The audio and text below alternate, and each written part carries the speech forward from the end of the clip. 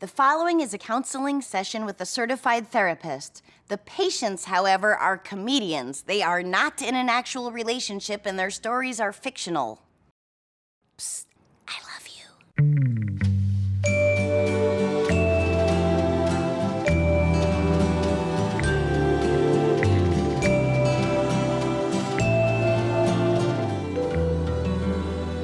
So what's bringing you here today? Well, I was like, we should definitely. I was for years encouraging us to seek help. It was my idea to be here. It was my idea. It was my idea. He never wanted to do it. Well, I'm pretty sure it wasn't just my idea, it was my doing. So The yeah, reason I we're did here, it. and it's me. so good that we're here. Yep. You're welcome. It's really Yes. great that you're here. You're welcome for bringing you here.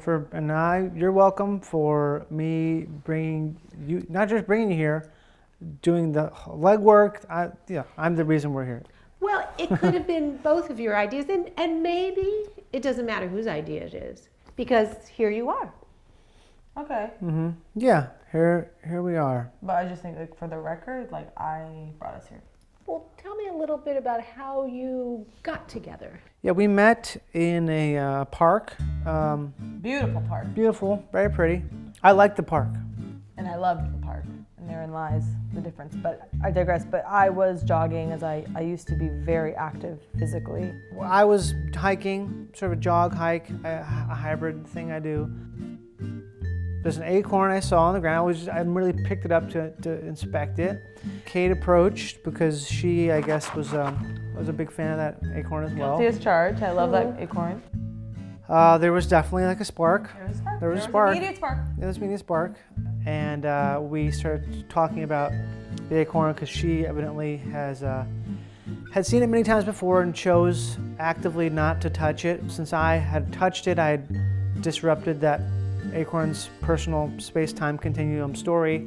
We made a schedule of how we would share the acorn, and it was worked very well. I will say those were some of the happiest times of our relationship. I did, whenever I would always kind of try to give off my pheromones on the acorn when I passed it off to him. That's when I knew I was starting to develop feelings. And I think it was a month in, maybe a month and a half in, I picked up the acorn and I got in my car and it was, I just was overcome. There was like a musk in the air. I was like, there's a little something, I think I said, there's a little something funky going on here. And then she sent me a picture of her armpit and with the caption, you could grow a tree in this thing. And I grew a tree ever since. And we had sex a few weeks later. Yeah. Right. If you're a couple, I hope that's what's going on. But some people you might assume that we're saving it for something, I don't know. Well, some couples never have sex. Yeah. That's a good. People don't talk about. It's not talked about in popular culture. Well, I hope that those people might come in and visit me also, because that would be a normal thing to have sex if you're a couple and you're enjoying each other. But what if you're, busy, or this is also just God, if that's something that factors into your worldview. I don't know, is there anything that Kate can do for you or do differently that would help you not feel those ways? We've talked about a mask. We've talked about candles. We've talked about Mask. You already said that. Yeah. Yeah. Can you tell me a little more about the mask? What the mask is it's a 3D rendering of Johnny's face. Hyper-realistic rendering of his face that I wear. So it's a mask that I wear of his face. And so that way, when she looks at me, she's seeing me, but she's seeing me seeing myself. And so if it works for her on that level, we've talked about it, and I also assume, and then I see just myself, so I feel like it's essentially masturbating. He's constructed a loophole. It works, though.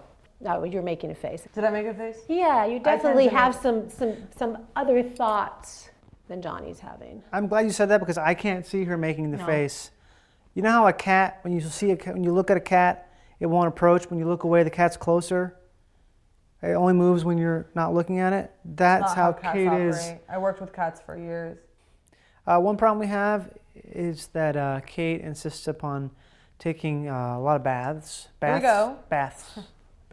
Yeah, she'll take these really long baths that last sometimes 13 hours is usually about average, but 9 minimum. If she knows we have something scheduled, she will start the bath at the time we're supposed to leave. And it's this power thing where she's like, the water's running, I can't, I'm supposed to waste this water.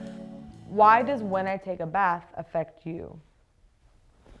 It doesn't necessarily. It sounded like what I thought Johnny was saying, that you have a plan, and his experience is that sometimes you start the bath when you have a plan. Anyone that takes baths knows you can't control when you take the bath.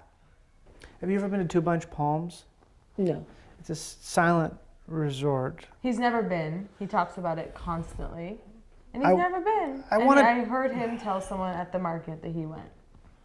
And that was really scary. I have done their virtual tour many times.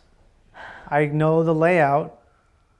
You know the virtual tour, you can click and you can walk. Everyone knows what virtual tours are. I don't know. Virtual tours constantly. And it's gotten to a point where I come home and he's in the corner with the virtual reality mask on. VR, yeah. Did you pick up my dry cleaning? Oh, hey. Did you pick up my dry cleaning? Let me just check. I have a list in here.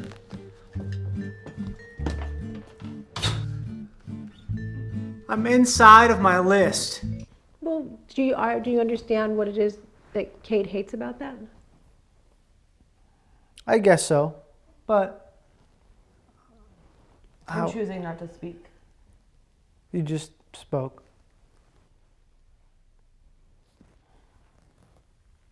She's processing. We really need to wind down for today. Who's paying for your session today? Oh God, I am beat as a horse. Yeah, let's. Somebody really needs. Thank you. It's great. helpful. Yep. Yeah. Okay. Thank you so much. We'll be in touch with everybody.